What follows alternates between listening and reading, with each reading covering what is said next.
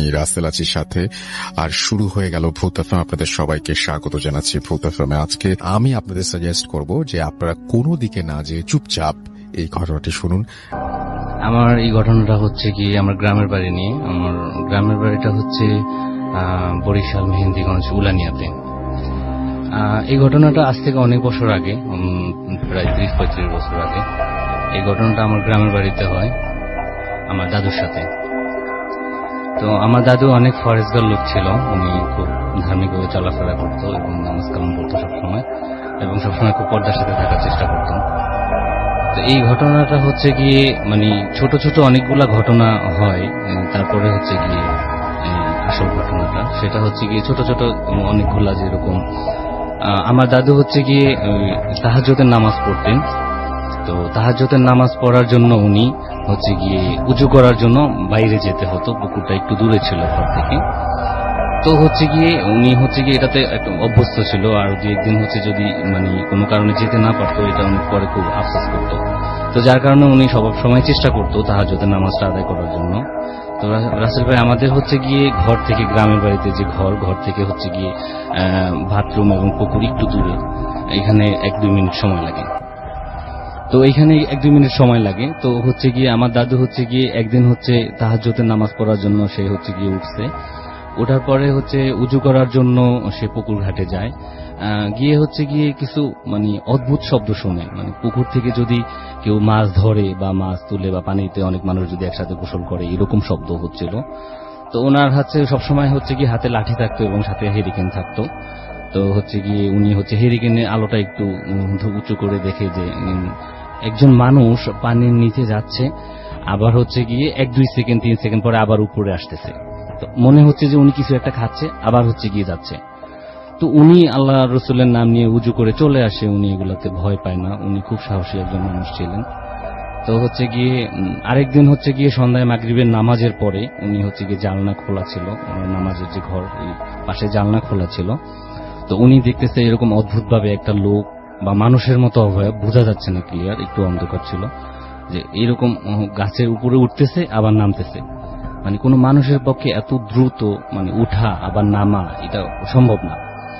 তো উনি হচ্ছে গিয়ে জানলাটা বন্ধ করে দেয়। ইভেন হচ্ছে গিয়ে তার 2-1 দিন পরে আমার বাবার সাথে বলে যে আমাদের বাড়িটা কেনার পরে আমাদের বাড়িতে তো কোনো বন দেওয়া হয়নি, তুমি হুজুর ডেকে বাড়িটা বন দেওয়ার ব্যবস্থা করো, আমাদের বাড়িতে ছোটখাটো অনেক সমস্যা হইতেছে।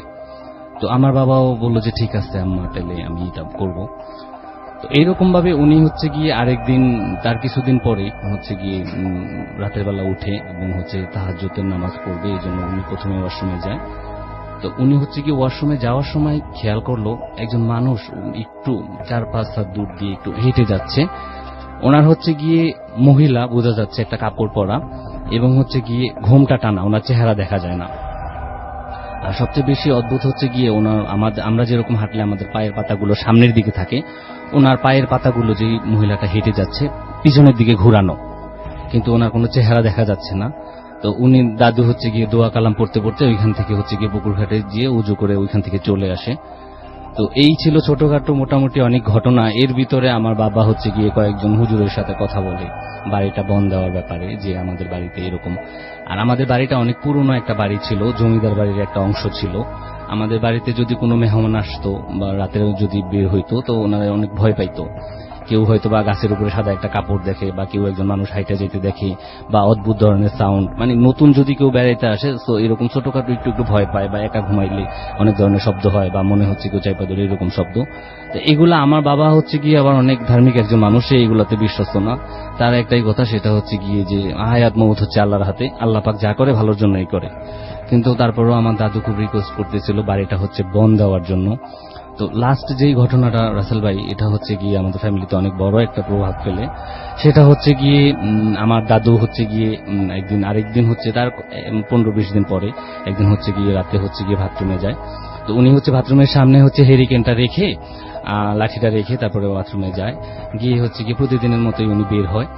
5-7 মিনিট পরে বের হওয়ার পরে ওনার কাছে হচ্ছে গিয়ে হারিকেনের আলোটা একটু কমানো ছিল, উনি একটু শব্দ পাচ্ছে। আসলে একটু উঁচু থেকে যদি পানি পড়ে যেরকম শব্দ হয় সাধারণত, একটু পানির ওইরকম মনে হচ্ছে কেউ পানি ঢালতেছে বা আস্তে আস্তে পানি পড়তেছে, এরকম একটা শব্দ হচ্ছে। তো ওনার কাছে একটু অদ্ভুত লাগে, কারণ তখন কোনো বর্ষার দিন ছিল না বা ওইরকম কুয়াশাও পড়তেছিল না যে এরকম পানির শব্দ হবে। তো বাথরুমের পাশেই হচ্ছে গিয়ে একটা চালতা গাছ ছিল।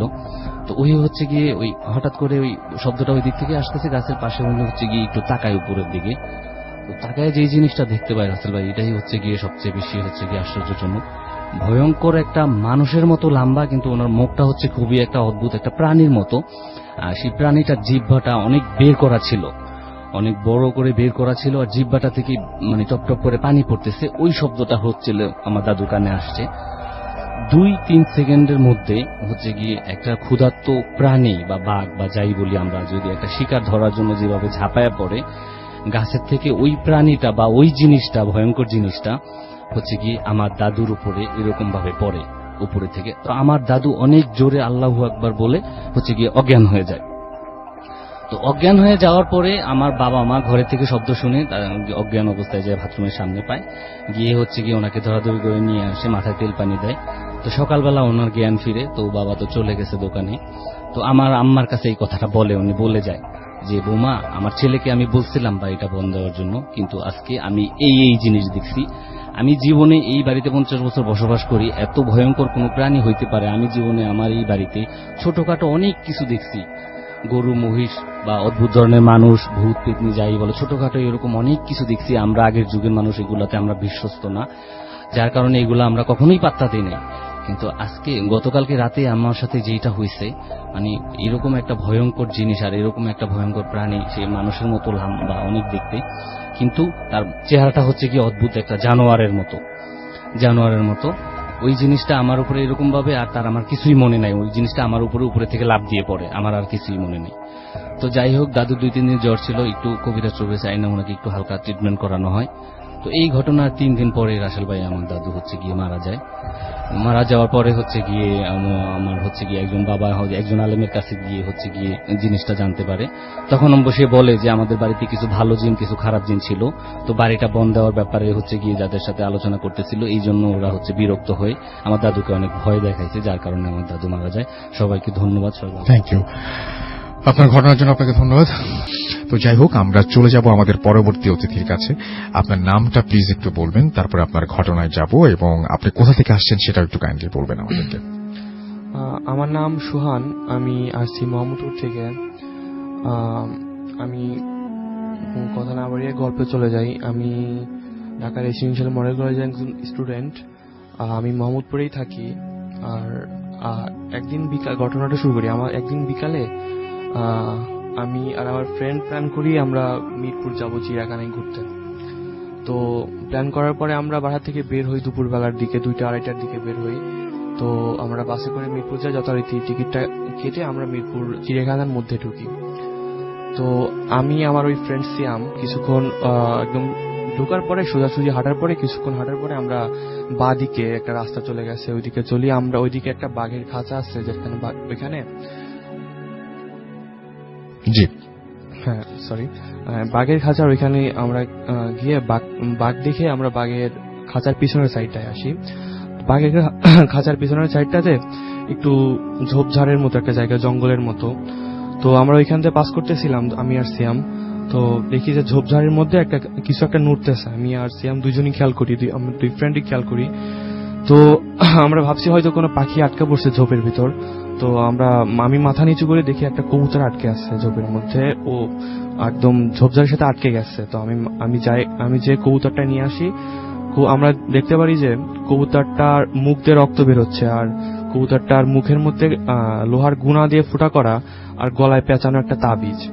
তো আমি দেখতে পাচ্ছিলাম যে কবুতরটা অনেক কষ্ট হচ্ছিল, যে সেইভাবে আমরা কবুতরটার তাবিজটা খুলতে চেষ্টা করলাম। তাবিজটা খোলার পরে একটা কাগজ পেলাম আমরা। কাগজে আমরা আমি আমার ফ্রেন্ড দুজনেই খেয়াল করলাম যে কাগজের উপরে হিন্দুদের অনেক ঠাকুর, মন্ত্র, শঙ্খ এগুলো আঁকানো ছিল, মন্ত্র ছিল, বুঝতে পারলাম এগুলো হিন্দুদের। তো আমার ফ্রেন্ড সিয়াম আমাকে বললো তুই কাগজটা পুরায় ফেল। তো আমি পাশে একটু দূরে ঝালমুড়ি বিক্রি করতেছিল একটা ঝালমুড়িওয়ালা, ওনার কাছ থেকে লাইটারটা এনে কাগজটা পুড়িয়ে ফেলি। তো পুড়িয়ে ফেলে আমরা ওইখান থেকে যাচ্ছিলাম, ঝালমুড়িওয়ালা আমাদের বললো যে আমি বাড়িতে কবুতর পুষি, তো কবুতরটা আমাকে দিয়ে গেলে লাভ হয়। তো আমরা দেখলাম যে কবুতরটা বেশিক্ষণ বাঁচবেও না মনে হচ্ছে। কবুতরওয়ালাকে দিয়ে আমরা ওই একদম সোজা রাস্তা ধরে হাঁটতে শুরু করি। কিছুক্ষণ হাঁটার পরেই আমি অনুভব করলাম যে আমার প্রচন্ড মাথা ব্যথা শুরু হয়েছে। আমার শরীরটা আমার ভার হয়ে যাচ্ছে শরীরটা। আমার ফ্রেন্ডেরও একই প্রবলেম হচ্ছে, ওর শরীরটা অনেক ভার হয়ে যাচ্ছে, ও হাঁটতে পারতেছিল না। তো আমরা কিছুক্ষণ বসার পরে আমরা ভাবলাম যে তাকে এখানে থাকা ঠিক হবে না, আমরা বাসায় চলে যাই। তো আমরা চিড়িয়াখানা থেকে বের হই, তখন বিকাল হয়ে গেছে প্রায়। বের হয়ে আমরা বাসার উদ্দেশ্যে রওনা দিই, বাসে উঠি। আমার বাসা মোহাম্মদপুরে, কলেজ গেটে। তো আমি বাসায় চলে আসি। আমি একটা মেসে থাকি, আমরা 4টা ফ্রেন্ড থাকি। তো একটা রুমে 2জন আর পাশের রুমে 2জন। আমি যে রুমটাতে থাকি ওইখানেও 2জন। ওই ফ্রেন্ডটা স্বপ্নীল, ওর আন্টির বাসায় চলে গেছে। ওই রুমটাতে ওইদিন কেউ ছিল না, আমি একা। তো আমি রুমে চলে আসি। রুমে চলে আসার পরে আমি সন্ধ্যা হয়ে গেছে তখন রুমে আসতে আসতে। তখন 7টা বাজে ওইদিকে খেয়াল করলাম যে আমার ডান হাতটা প্রচন্ড ভাবে ফুলে যাচ্ছে। যেমন হাতে পানি লাগলে যেমন হয় ওইরকম হচ্ছে, আস্তে আস্তে বেশি ফুলে যাচ্ছে। আমি পাশের 2টা ফ্রেন্ড, ওদেরকে দেখালাম। ওরা বললো যে কিছু করার নাই, তুই শুয়ে পড়। আমি খাওয়া দাওয়া না করে শুয়ে পড়লাম। তো আমি লাইট অফ করে শুয়ে পড়লাম। হঠাৎ আমি কিছুক্ষণ ঘুমাইছি, হয়তো কিছুক্ষণ ঘুমানোর পরে আমার রুমটা হলো বেশি বড় না, 2টা টেবিল, 2টা বেড আর সামনে থাই গ্লাস। তো আমি কিছুক্ষণ ঘুমানোর পরে আমি টের পেলাম যে থাই গ্লাসে ওই পাশের কোনো বিল্ডিং নাই, পুরোটা ফাঁকা জায়গা থাই গ্লাসটা ওইখানে।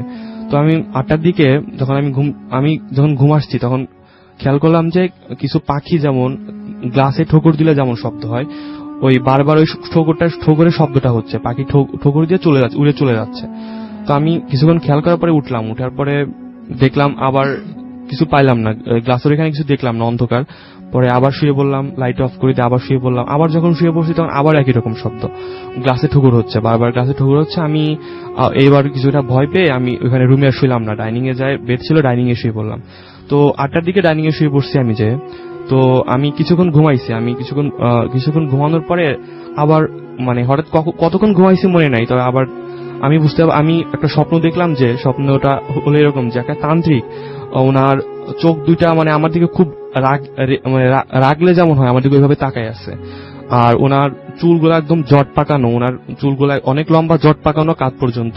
ওনার সারা শরীরে কোনো জামা নেই, শুধু একটা লাল ধুতি পরা, ওনার একটা লাল ধুতি পরে আছে। তো উনি আমার দিকে খুব রেগে রেগে বলতেছে, তুই কাজটা আজকে যেটা করছিস সেটা ঠিক করিস নাই, এর ফল তোরে পাইতে হবে। তো আমি প্রচন্ড ঘেমে গেছি, স্বপ্নটা দেখে আমি প্রচন্ড ঘেমে গেছি। আর আমি ঘুম থেকে উঠে পড়ছি। উঠা পড়ার পরে আবার লাইটটা দিয়ে, ডাইনিং এর লাইটটা দিয়ে আবার শুয়ে পড়ছি। আমি ভাবতেছি এটা কি হচ্ছে আমার সাথে। তো আমি আবার যখন ঘুমাইছি, তো ঘুমানোর চেষ্টা করছি, একটু ঘুম হইছে আমার। আমি তখন ভোর হইছে, তখন আমি ঘুম থেকে উঠি নাই। আমার বাবা গ্রাম থেকে ফোন দিছে, আমার বাড়ি হলো সিরাজগঞ্জ। তো আমার বাবা বাড়ি থেকে ফোন দিয়ে বলছে, বাবা তোমার ফুফা মারা গেছে, তুমি ব্যাগটা গুছাই নিয়ে তাড়াতাড়ি চলে আসো বাড়িতে। তো আমি এমনি শরীর অসুস্থ, মাথা ব্যথা খুব, হাত ফুলে গেছে, তার মধ্যে আমি ব্যাগটা গুছাই নিয়ে বের হইছি, বাড়িতে যাইতে হবে যেহেতু ফুফা মারা গেছে আমার। তো আমি এখান থেকে গাবতলীতে গেছি, কলেজ গেট থেকে গাবতলীতে যাওয়ার পরে আমি টিকিট কাটছি 7:15 বাসের। আমি গাড়িতে উঠে আমি শুয়ে পড়ছি, আমার সিটে আমি শুয়ে পড়ছি, আমার পাশের সিটটা ফাঁকা ছিল। তো আমি শুয়ে পড়ছি, আমি ঘুমায় পড়ছি। তো হঠাৎ করে আমি টাঙ্গাইল যখন পৌঁছাই তখন বাসে একটা ঝাঁকুনি দেয়, হয়তো সামনে কোনো ট্রাফিক ছিল, আমি ঝাঁকুনিতে উঠে বুঝতে পারি যে আমি চোখটা খুলে দেখি, আমার ডান সাইডে তাকাই, যখন দেখি যে আমার পাশে একটা লোক বসে আছে। আমি কালকে রাতে স্বপ্নে যে তান্ত্রিকটাকে দেখছি, একদম তান্ত্রিক সেম ওই লোকটাই, অবিকল ওই চেহারা আমার পাশে বসে আছে, আর আমার দিকে খুব এক নজরে তাকায় আছে। তো আমি প্রচন্ড ভয় পাই যে আমি স্বপ্নে যে লোকটাকে দেখছি, তান্ত্রিকটাকে, ওই সেম লোকটা আমার পাশে কিভাবে বসে থাকবে। আমি স্বপ্নে দেখছি। আমি ওনাকে জিজ্ঞেস করলাম, আঙ্কেল আপনি কোথায় যাবেন, আপনি কোথা থেকে উঠছেন, আমি দেখলাম না আপনাকে। তো উনি আমার কথার অ্যান্সার দিল না, আমাকে বললো যে তোমার হাত ফোলা কেন বাবু। তো আমি বললাম যে না আঙ্কেল, এমনি ব্যথা লাগছিল, ফুলে গেছে। উনি আমার থেকে মুচকি একটা হাসি দিল, হাসিতে বললো আচ্ছা ঠিক আছে। আমার অ্যান্সার দিল না। আমি আরো ভয় পেয়ে জানালার সাইডে তাকাইলাম, আমার জানালার সাইডে সিট ছিল, আমি জানালার সাইডে তাকাইলাম। তো ওনার দিকে তাকাইতে সাহস পাচ্ছি না। আমি কিছুক্ষণ জানার দিকে তাকানোর পরে মাথাটা নিচু করে আবার একটু চোখ বুঝছি। আমি চোখ বন্ধ করার পরে সিরাজগঞ্জ যখন ফুড ভিলেজে পৌঁছায় বাসটা, তখন 20 মিনিটের যাত্রী বিরতি দেয়। তখন বাস থেকে আমি নামছি, ওই লোকটা আমার সাথে নামলো। তো আমি বাস থেকে নেমে ফ্রেশ হওয়ার জন্য রেস্টুরেন্টের দিকে গেলাম, ফুড ভিলেজের রেস্টুরেন্টের দিকে। আর ওই লোকটা, কোন জায়গার নাম বলবো না প্লিজ, হ্যাঁ, কোথায় নেমেছি, কোন জায়গা, এটা বলবো না। ওকে, আমি তো রেস্টুরেন্টের মধ্যে ঢুকলাম, ওই লোকটা রোডের অপোজিটে, আর একটা ওইখানে চাটা বিক্রি হতো, চা বিস্কিট এগুলো বিক্রি হতো, উনি রোডের অপোজিটে গেল, আমি দেখতে পারলাম উনি অপোজিটে যাচ্ছে। তো আমি ফ্রেশ হয়ে কিছু খাওয়া দাওয়া করে এসে বসলাম, তখন 20 মিনিট অলরেডি শেষ হয়ে গেছে, তো বাস ছেড়ে দিবে। ওই লোকটা এখন আসেনি, আমার পাশে যে সিটে যে বসেছিল উনি এখন আসেনি। তো আমি সুপারভাইজারকে ডাক দিয়ে বললাম, মামা এই যে আমার পাশে যে একজন বসেছিল উনি তো এখন আসেনি, বাস ছেড়ে দিচ্ছেন। তো উনি একটা খাতা দেখে বললো, না বাসে তো 28 জনই ছিল, এখন 28 জনই আছে, কোনো প্রবলেম নাই, আপনার পাশে ফাঁকা ছিল মামা, আপনার পাশে কেউ বসে নাই। আমি হতবাক হয়ে গেছি। তো আমি এটা নিয়ে কথা না বাড়াই আমি চলে গেছি। আমার বাড়িতে পৌঁছাইতে 12টা বাজে, আমি বাড়িতে যাই নাই, আমার ফুফা মারা গেছে যেহেতু আমি ফুফার বাড়িতেই গেছি। তো ফুফার বাড়িতে যাওয়ার পর এখানে নামছি, আমি কাউকে কিছু বলি না এর মধ্যে, যেহেতু মানে একটা মানুষ মারা গেছে, অনেক কান্নাকাটি, আমি এর মধ্যে আর কাউকে কিছু জানাই নাই। আমি জানাজা হয়েছে, যথারীতি জানাজা হওয়ার পরে আমার বাবা মা আমি বাড়িতে চলে আসছি। আমার ভাই আছে, ভাবি আছে, আমার উনি থেকে গেছে ওই বাড়িতে, আমি আমার বাবা মা চলে আসছি বাড়িতে। আমার গ্রামের বাড়িটা হলো একটা, এখানে আমার গ্রামের যে বাড়িটা ওইটা বর্ণনা দিই আমি। আমার গ্রামের বাড়িতে 3টা ঘর আছে, একটাতে বাবা মা থাকে, একটাতে ভাই আর ভাবি থাকে, একটাতে আমি থাকি। আমি যেহেতু ঢাকায় পড়াশোনা করি, ওই আমার রুমে কেউ থাকে না, তো আমার রুমটা ফাঁকাই থাকে। তো আমি আসছি এখন ওই রাতে আমি থাকবো। তো আমার রুমটার পেছনে হলো বাঁশঝাড়, মানে টিনের ঘর, বাঁশঝাড়, আর এমনকি মানে বাঁশের যে অনেক ঢালপালাগুলো হয়তো টিনের মধ্যে ঢুকে গেছে আমার রুমের মধ্যে। তো এরকম পাশে হলো আমার বাঁশঝাড়ের নিচে পুকুর, এখানে আমাদের মাছ চাষ করা হয়।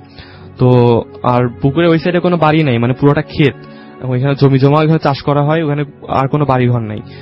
তো আমি রুমে চলে আসছি, গ্রামের বাড়ি যেহেতু 8টা 8:30টার মধ্যে খাওয়া দাওয়া করে শুয়ে পড়ে সবাই, আমিও খাওয়া দাওয়া করে যথারীতি শুয়ে পড়ছি। আমি ভয় পাচ্ছিলাম একা শুইতে, আমার সাথে এত কিছু হয়েছে কিন্তু কাউকে কিছু বলেও সাহস পাচ্ছিলাম না, কারণ বাড়িতে সবার মন খারাপ। আমি শুয়ে পড়ছি, আমি জার্নি করছি, মরাবাড়িতে ছিলাম, আমি লাইট অফ করে দিয়ে শুয়ে পড়ি।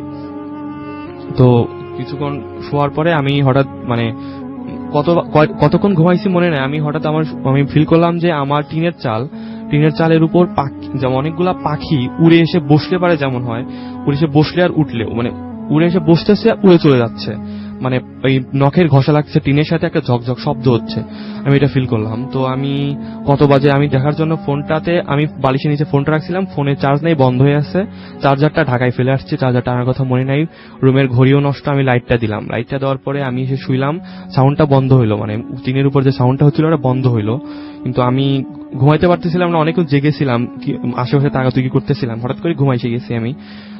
ঘুমানোর পরে আমি কতক্ষণ ঘুমাইছি আবার সেটাও খেয়াল নাই।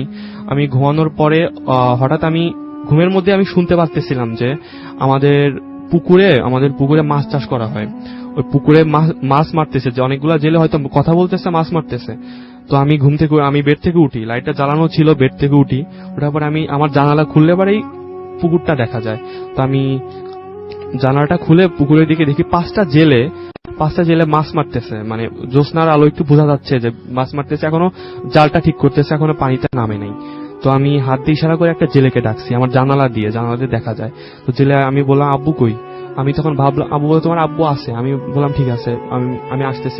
আমাকে বললো তুমি একটা লুঙ্গি নিয়ে চলে আসো। আমি অবাক হই নাই, কারণ আমাদের পুকুরে মাছ চাষ করা হয়, আর যেদিন মাছ মারা হবে ওই দিন তার 2-3 দিন আগে জেলেদেরকে বলে রাখা হয় তোমরা এসে মাছ মারবা, যেহেতু একদম আজানের আগে মাছ শেষ করে বাজারে পাঠানো হয় মাছ। তো আমি অবাক হই না, ভাবলাম তাহলে কিছুক্ষণ পর আজান দিবে, আর ভয়ের কোনো কারণ নেই। আমি ভয় পাচ্ছিলাম, যেহেতু ভয়ের কোনো কারণ নেই, আমি একটা হাফ প্যান্ট জাতীয় একটা পোশাক নিয়ে আমি পুকুরে যাব। আমি পুকুরে ওইখানে গেছি, পুকুরে যাওয়ার পর দেখি আমার আব্বু নাই। তো ও 5 জন জেলে যার সাথে, আমি বললাম যে আব্বু কই? তো বলছে আব্বু তোমার ভাইকে ডাকতে গেছে, তোমার চাচাতো ভাইকে ডাকতে গেছে। এখানে একটা কথা বলে রাখি যে এই ঘটনা যেহেতু 1 মাস আগের, ওই সময় আমাদের এলাকায় সরিষা চাষ করা হচ্ছে। সরিষা আমাদেরও সরিষা চাষ করা হয়, আমাদের অনেকটুকু জমিতেই সরিষা চাষ করা হয়। তো এই সরিষা চাষ করে কাটা হচ্ছে, ওই সময়টা সরিষা কাটা হচ্ছে।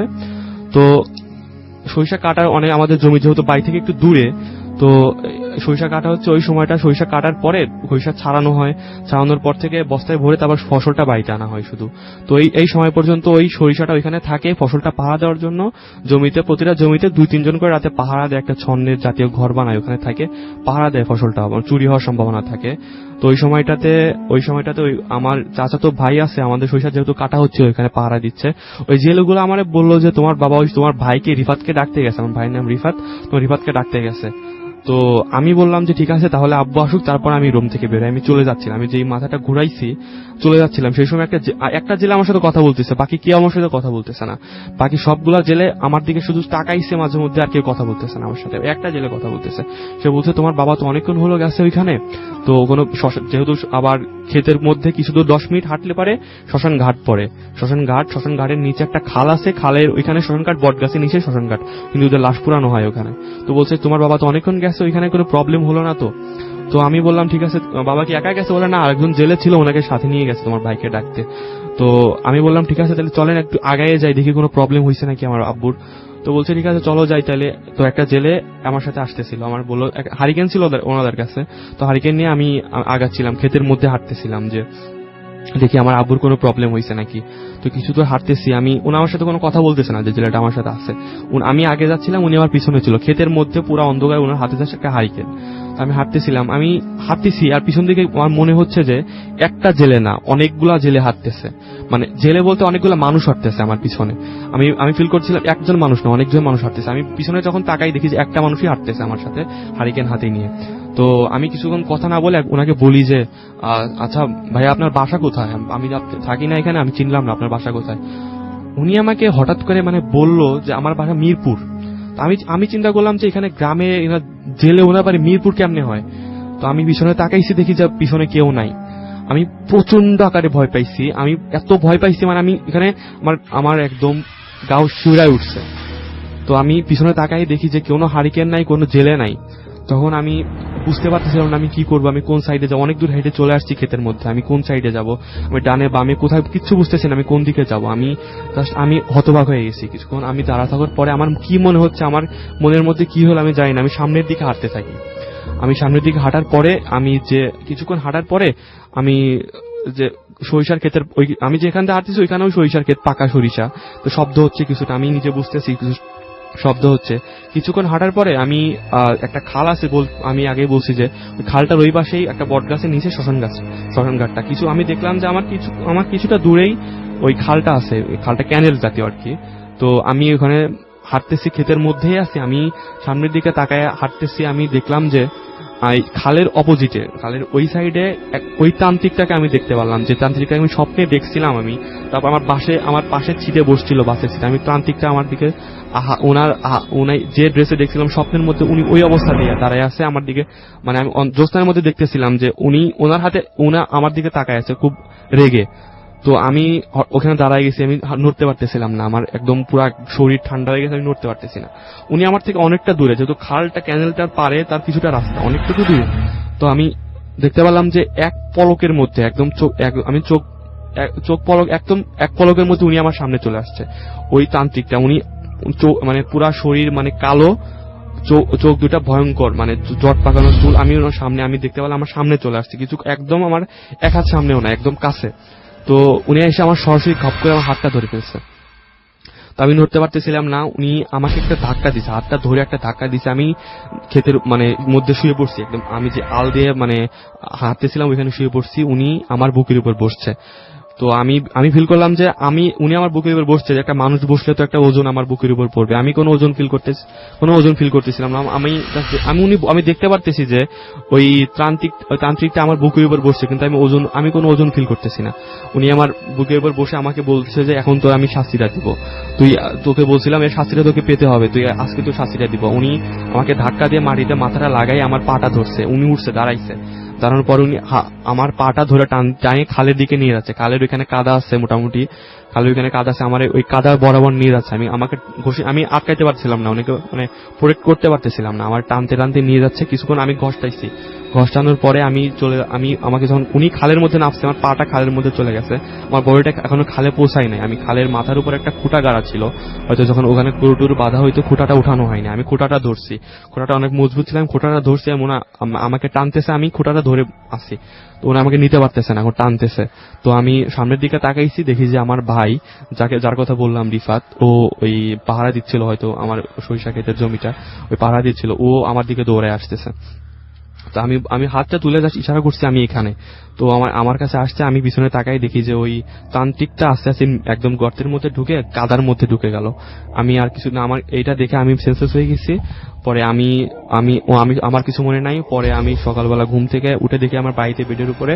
আমি ঘুম থেকে উঠে আমি আমার ভাইকে, চাচাতো ওই ভাইটাকে জিজ্ঞেস করছি, তুমি আমাকে কেমনে দেখলা? আমি ওইখানে, তুমি তো ছিলা, তুমি পাহারা দিচ্ছিলা ওই ঘরের মধ্যে, তুমি কেমনে জানতে পারলা যে আমি এখানে আসছি, আমি একটা বিপদে পড়ছি? ও আমাকে বললো যে আমি পাস করতেছিলাম, আমি যখন পাস করতেছিলাম ওই জায়গাটা আমার কোনো সেন্স ছিল না, কিন্তু আমি পাকা জমির মধ্যে হাঁটতেছিলাম আর সরিষার ক্ষেত, একটু শব্দ হচ্ছিল। উনি চোর ভেবে হয়তো চোর টোর ভাবছে, আমার বের হইছে দেখার জন্য ফসল চুরি হচ্ছে নাকি। উনি বের হওয়ার পর আমাকে দেখছে দূর থেকে, তো আমাকে তখনই ফলো করতে করতে যখন ওই তান্ত্রিকটা আমাকে শোয়াই ফেলছিল, তখন আবার আমাকে হারাই ফেলছে। কিন্তু উনি কিছুক্ষণ খোঁজাখুঁজি ব্যাপার খালের ওইখানে যখন আসছে, তখন আবার দেখতে পাচ্ছি আমাকে টান দিয়ে অলরেডি নিয়ে যাচ্ছে। আমার ওই ভাইও দেখছে যে আমাকে টান দিয়ে নিয়ে যাচ্ছে। তো আমি তারপর আমি সবকিছু আমার বাবাকে বললাম। পরে আমি এলাকার মসজিদের ইমাম সাহেব, ওনার কাছে নিয়ে গেল ওনাকে নিয়ে যাওয়ার কাছে। আমি সবকিছু একদম A to Z সবকিছু ওনাকে খুলে বললাম। ইমাম সাহেব বললো যে তুমি যে কাজটা করছিলা, যে তুমি মিরপুরে যে চিড়িয়াখানার মধ্যে তুমি যে কাগজটা পুরাইছিলা, ওইটা একজনকে ক্ষতি করার উদ্দেশ্যে ছিল ওই কাজটা। তুমি এটা পুরাইছোর জন্য তোমার ওই তান্ত্রিকটা যে কাজটা করছে, সে তোমার ক্ষতি করার জন্য জিনগুলা পাঠাইছে, জেলেগুলা তোমাদের ওইখানে যে তোমার মাছের ওইখানে ছিল, তোমার পুকুরের ওইখানে, ওরা আসলে জেলে ছিল না, ওরা সবগুলো খারাপ জিন ছিল। মানে আমার পরিকল্পনা করে আমার একটা ক্ষতি করার জন্য সবকিছু করছে। পরে সবকিছু শোনার পরে ইমাম সাহেব আমার একটা তাবিজ দিল, একটা পানি পরীক্ষা, আমার পানি টানি পরে দিল, আমি বলে খাইলাম। আমি মোটামুটি এখন সুস্থ আছি। তার পরের দিন আমি ঢাকা চলে আসছি। এখন পর্যন্ত আমার কোনো সমস্যা নেই। এটা হলো আমার গল্প। থ্যাংক ইউ সো মাচ আপনার ঘটনার জন্য, আপনাকে অনেক ধন্যবাদ। আমরা চলে যাব আমাদের পরবর্তী অতিথির কাছে এবং আমাদের পরবর্তী অতিথিকে রিকোয়েস্ট করব আপনার নাম, ঠিকানা এবং তারপরে এ দুটো বলে তারপর আপনার ঘটনা শেয়ার করতে। চলে যাই আমাদের দ্বিতীয় অতিথির কাছে। ধন্যবাদ রাসেল ভাই। আমার নাম তিতাস কুমার অব্র, থাকি এয়ারপোর্ট এলাকায়। তো আমি যেটা বলতে চাচ্ছি সেটা ঝিনাইদহের ছোট্ট একটি গ্রামে ঘটে যাওয়া কিছু ঘটনা রাসেল ভাই।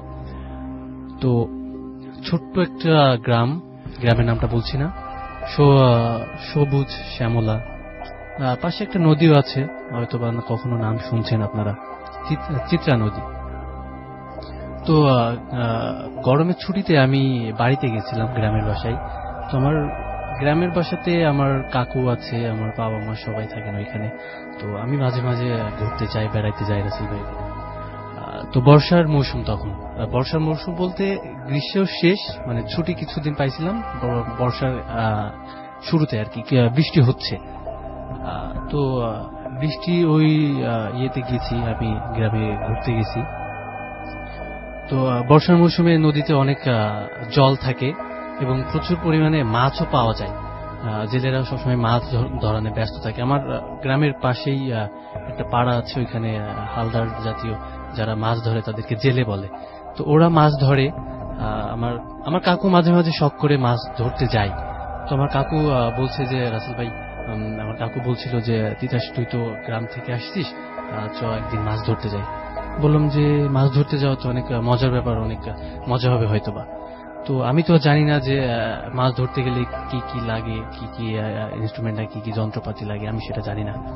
তো যাই হোক, কাকু বেশিরভাগ রাতেই মাছ মারতে যায়। তো আচ্ছা ঠিক আছে, আমি যাব। আমরা যেখান থেকে মাছ ধরা শুরু করলাম ওইখানে 3 রাস্তার মোড়, অ্যান্ড মোড়ের পাশে একটা বড় একটা বট গাছ আছে, একটা ব্রিজও আছে। আমি ছোটবেলায় শুনেছি যে 3 রাস্তার মোড়ে অনেক ভয়ঙ্কর কিছু থাকে হয়তোবা। আর বট গাছ যেহেতু অনেক ভয়ঙ্কর কিছু কথা শুনেছি। ওই বট গাছ থেকে ছোটবেলায় যখন ওখানে যেতাম, পিচ্চি বাচ্চারা দেখতাম ওই বট গাছের ওই শিকড়টা ধরে অনেক ঝুলতো। তো অনেক ঘটনা শুনেছি যে ওই ঝুলতে ঝুলতে অনেক মানুষের ওখান থেকে হাত পা ভেঙে গেছে, পড়ে ওখান থেকে হাত পা ভেঙে গেছে। তো যাই হোক, ওখান থেকে ওই কথাটা মনে পড়লো আমার। তো ওখান থেকে মাছ ধরা শুরু করলাম।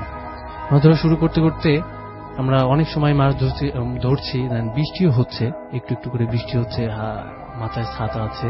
কাকু মাছ ধরছে আর আমি হলো থলেতে রাখছিলাম মাছগুলা।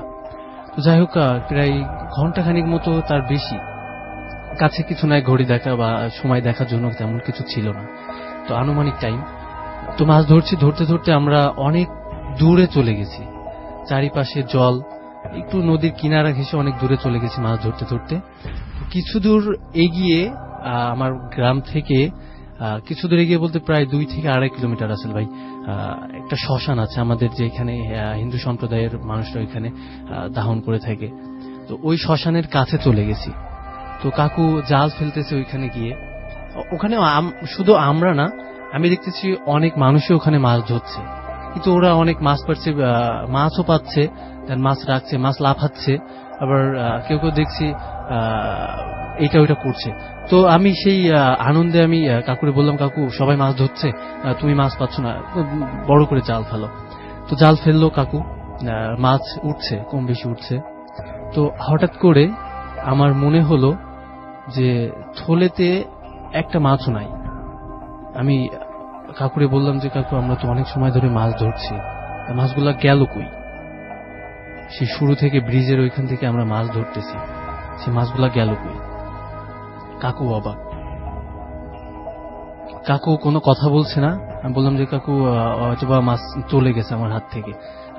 আমি বুঝি নাই আমি কিভাবে বলে ফেলেছি, হয়তোবা মনের ভুলে কিংবা কোন একটু আতঙ্কে ভয়তে বলে ফেলেছি যে হয়তোবা মাছ থলেটা পড়ে গেছিল, মাছগুলো মনে হয় চলে গেছে।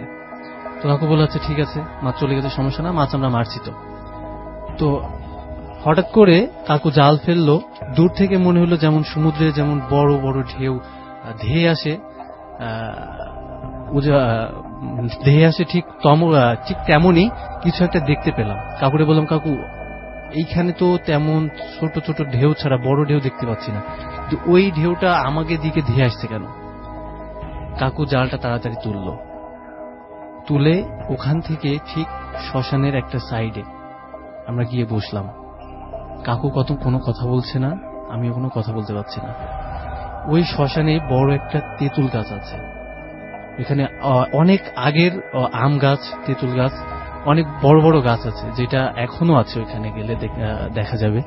তো ওই শ্মশানটাই আজ পর্যন্ত কোনো তান্ত্রিক বা গোসাই, হিন্দু সম্প্রদায়ে যেটা বলে গোসাই বা পুরোহিত, ওইখানে আজ পর্যন্ত একটা পুরোহিত ওখানে থাকতে পারেনি রাসেল ভাই।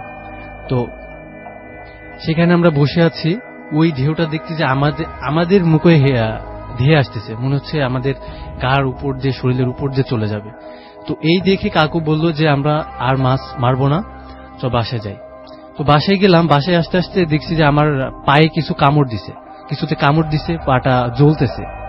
আমি কাকুরে বললাম, কাকু আমার পায়ে কিছুতে কামড় দিছে। কাকু বলল, কই? তো দেখাইলাম ওখানে যেখানে কামড় দিছে পায়ে, ওখানে ফুলে গেছে, এখনো ফোলা আছে আমার পায়ের এখানে যেখানে কামড় দিছিল। তো বাসায় গেলাম, আমার বাবারে বললাম যে, বাবা এই হয়েছে। বলছে, তুই ঘুমা। আচ্ছা, আমি ঘুমাইলাম। দেন পরবর্তীতে আমি সকাল হইল, ফ্রেন্ড সার্কেলরাও আসছিল, তখন ছুটি কেউ কেউ পাইছে, ফ্রেন্ড সার্কেলরা আসছে। তো বাজারে ঠিক তার পরের দিনে আমরা সব বাজারে, সাইডে বাজার আছে, ওই বাজারে সব ফ্রেন্ড সার্কেল আড্ডা দিচ্ছি। তো সন্ধ্যার দিকে প্রায় সন্ধ্যা লেগে গেছে। তো সবাই বলছে, আচ্ছা ঠিক আছে, তো অনেক আড্ডা হইলো, তো এখন বাইরে যাই। তো বাড়িতে আসার পথে ঠিক যেই 3 রাস্তার মোড়টাই ছিলাম, ওইখানেই যে বট গাছটা ছিল, ওইখানে একটা কালো বিড়াল আমাদের সামপথ দিয়ে চলে গেল। আমরা 3 জন ফ্রেন্ড ছিলাম, তো ওই কালো বিড়ালটা চলে গেল। আমি বলতেছি, দোস্ত এটা কি তুই যা দেখলে আমি কি সেটা দেখলাম? বলছে, হ্যাঁ। আচ্ছা চল যাই, 3 জন হাত ধরে যাই। তো গেলাম, কিছু দূর এগিয়ে ঠিক ডান হাতে বিরাট বড় বাঁশ বাগান দেখা যায় বলতে ওই বাঁশ বাগানটা অনেক বড়, যে 5 থেকে 10 মিনিট হেঁটে গেলে ওই বাঁশ বাগানটা ফোড়ানো যাবে না, মানে শেষ করা যাবে না। তো ওই বাঁশ বাগান থেকে কিছু কিছু আওয়াজ আসতেছে, এত কুৎসিত, কেউ কান্না করতেছে, কেউ হাসতেছে, আবার এমন মনে হচ্ছে যে কয়েকজন মানুষ ওই বাঁশগুলা কাটতেছে, অনেক জোরে শব্দ হচ্ছে। এই শুনে আমার এক ফ্রেন্ড তো পুরা ওখানে পড়ে গেল, আর আমি তো আমার গাটা ঘেমে অবস্থা খারাপ। আমরা 3টা ফ্রেন্ড ছিলাম, আর একটা ফ্রেন্ড টোটালি সেন্সলেস হয়ে গেছে। ওরে নিয়ে পরে বাসায় আসি। তো রাসেল ভাই, এটাই হলো আমার স্টোরি। ধন্যবাদ সবাইকে। অনেক ধন্যবাদ আপনাকে। আমরা চলে যাব আমাদের পরবর্তী ঘটনায়, আমাদের পরবর্তী অতিথির কাছে। আপনার নামটা প্লিজ একটু বলবেন আরো একবার, যেহেতু আপনাকে দেখা যাচ্ছে না, এবং তারপরে আপনার ঘটনাটি আপনি শেয়ার করবেন। আপনার যে দ্বিতীয় ঘটনাটি সেটা আমরা শুনে আসবো। আমার নাম সোহান। জি। আমি এবার যে আমার যে স্টোরিটা বলবো সেটা আমার আমি যে গ্রামের কথা বললাম, আমার গ্রাম ওই গ্রামেরই ঘটনা। ওইটা প্রায় 10 থেকে 12 বছর আগের ঘটনা এই ঘটনাটা। তো এটা বর্ষার সিজন, অনেক বর্ষার সিজন আমাদের গ্রামে বর্ষার সিজনে আমার বাড়ির আশেপাশে অনেকটা পানি চলে আসে, বর্ষার পানি। তো ওই নৌকা ছাড়া যাতায়াত করা যায় না। ওই মানে বাড়িটা যেখানে বলছিলাম যে আমাদের বাড়ির পিছনে ক্ষেত আছে, ওইদিকে ওই সিজনটাতে নৌকা ছাড়া যাতায়াত করা যায় না। তো একবার আমার আব্বু একটা কাজে বাড়ি থেকে চলে গেছে। ওই সময় 10-12 বছর আগের ঘটনা। ওই সময় মোবাইল ফোন অতটা অ্যাভেলেবল ছিল না আমাদের ওইদিকে। তো আমার বাবা একটা কাজে নওগাঁ গেছে, আমাদের সিরাজগঞ্জ থেকে নওগাঁ গেছে। তো ওই সময়ের ঘটনা, আমার বাবা যেদিন যায় তারপরে একটা ঘটনা হলো যে আমাদের এলাকার 5-6 জন মহিলা একটা কাজে একটা কবিরাজের কাছে যাবে হয়তো পাশের গ্রামে। ওই জন্য একটা মাঝিকে ঠিক করে 5-6 জন মহিলা ওই নৌকাতে করে ওই কবিরাজের কাছে যাবে। তো যে মাঝিরে ঠিক করছে, মাঝিটা হলো অনেকটা বৃদ্ধ, অনেক বয়স হবে, 50-60 বছর বয়স হবে, হয়তো তার চেয়ে বেশি হতে পারে। তো ওনাকে ঠিক করে ওই নৌকাতে করে তো ওনারা যাচ্ছিল ওই কবিরাজের কাছে, পাশের গ্রামে ওই খেতে যাইতে হয়। তো ওই দিন আবার মানে পানিতে অনেক বেশি ঢেউ। তো সবাই যখন ওইখান থেকে শুরু করলো তাদের মানে গন্তব্যে যাওয়ার জন্য, তো কিছুদিন যাওয়ার পরে ক্ষেতের মধ্যে প্রচুর ঢেউয়ে নৌকাটা উল্টা যাওয়ার পরে তো এখানে উল্টে যাওয়ার 5টা মহিলাই চাপা পড়ে নৌকার নিচে উল্টে যাওয়ার পরে। আর যে বৃদ্ধ যে শুধু মাঝিরা থাকি সে বের হইতে পারে। তো দেখা যায় যে 5টা মহিলাই মারা যায়। তাদের লাশও পাওয়া যায় না। যে মাঝিটা মানে বের হইতে পারছে সে সাঁতরায় কোন রকমে আসতে পারছে, আর 5টা মহিলাই মারা গেছে। তো এমনকি লাশটাও পাওয়া যায় না, ভেসে হয়তো অনেক দূরে চলে গেছে। যেটা পরবর্তীতে এই লাশগুলা পাওয়া যায় 10 বা 12 দিন পরে লাশগুলা পাওয়া যায়, অনেক দূরে পাওয়া যায়। তো এই ঘটনা ঘটছে, আমার আব্বু বাড়িতে নাই, আমার আব্বু তো নওগাঁ গেছে। এই কাহিনীটা আমার আব্বু জানে না যে গ্রামে এরকম কিছু ঘটছে, এরকম কিছু হয়েছে, আমার আব্বু সেটা জানে না। তো আমার এটা ঘটনার পরে গ্রামের মধ্যে মানে একটা কেমন একটা ভয়ঙ্কর একটা পরিবেশ তৈরি হয়েছে যে লাশগুলো পর্যন্ত এখনো পাওয়া যায় না, উল্টে গেছে। লাশগুলো হয়তো থাকলে পরে সিদ্ধ হয়ে যাবে পানিতে থাকলে। তো এর 2-3 দিন পরে আমার বাবা যখন কাজ সারছে, নওগাঁর কাজটা শেষ হয়েছে, একটা কাজে গেছিল। তো আস্তে আস্তে গ্রামে যখন ফিরছে, তখন গাড়ি থেকে নামছে, তখন রাত হয়ে গেছে, রাত 11টার বেশি, 11:30, 12টা প্রায় বেজে গেছে। তো আসতেছে আমাদের গাড়িতে নামার পর রোড থেকে আমাদের বাড়িতে আসতে একটা বাঁশঝাড় পড়ে। ওই বাঁশঝাড়ের একটা নিচু জায়গায় ওখানে বাঁশঝাড়। ওই রোডটাই মানে পাশের যে রাস্তা, কাঁচা রাস্তা, ওইখানটাই ক্রস করতে হয় আমাদের বাড়ি থেকে যাইতে হলে। তো আমার বাবা ওইখান থেকে আসতেছে তো পাশে একটা আম গাছ আছে। তো দেখলো যে মহিলাটা মারা গেছে, যে তার একটা ছোট্ট বাচ্চা ছিল, বাচ্চা সহ মারা গেছে 5টা মহিলা। আর যার একটা বাচ্চা ছিল, তার বাচ্চাটার নাম ছিল রতন। তো ওই রতনের ওর মা বসে আছে। আমার আব্বু যখন আসতেছিল রাতে, দেখতেছিল যে ওই বাঁশঝাড়ের সাইডে আম গাছের নিচে বসে আছে। আমার আব্বু বাড়িতে যাচ্ছিল, আমার আব্বু তো মহিলা ওইখানে দেখে মানে কেমন অবাক হয়েছে যে এত রাতে।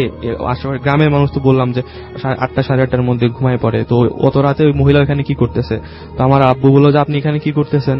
তো উনিও কোনো আনসার দেয় নাই, বলছে আমার আব্বুর নাম ধরে বলছে, ভাই আমার 1 গ্লাস পানি দিবেন। তো আমার আব্বু ভাবছে যে এই মহিলা তো এর আগেও স্বামীর সাথে হয়তো ঝগড়া হয়েছে, বা মাঝে মধ্যে স্বামী একটু খারাপ ছিল, মাঝে মধ্যে মারধর করতো, হয়তো আবার ঝগড়া করে মারধর করে তো হয়তো বাড়ি থেকে চলে আসছে মহিলাটা, এখানে এসে বসে আছে। মন টন খারাপ দেখলো আমার আব্বু, তো বললো যে পানি খাবা তুমি, এখানে কি করতেছো, চলো বাড়িতে চলো। আমার আব্বু বুঝছে যে এখানে তার ঝগড়া হয়েছে স্বামীর সাথে, মনটা খারাপ, ভাবলো যে আজকে রাতে তাহলে নিয়ে আমাদের বাসায় নিয়ে যাবে। তো বলছে চলো পানি খাবা তুমি, আমার বাড়িতে আগে চলো। তো ওনাকে বলছে ঠিক আছে চলেন আপনি। আমার আব্বু সামনে দিয়ে হাঁটতেছে। তো ও হাঁটার পরে কিছু দূর আমার বাড়িতে নিচু একটা, আমার বাড়িতে উঠার একটা রাস্তা, ওই রাস্তায় নিচু একটা জায়গা আছে আমার বাড়িতে একদম বাড়ির সামনে। তো ওই নিচু জায়গা পর্যন্ত আসার পরে আমার আব্বু বলছে চলো তাইলে বাড়িতে চলো। তো বলতেছে যে না ভাই আমি বাড়িতে যাবো না, আপনি আমার জন্য পানি নিয়ে আসেন।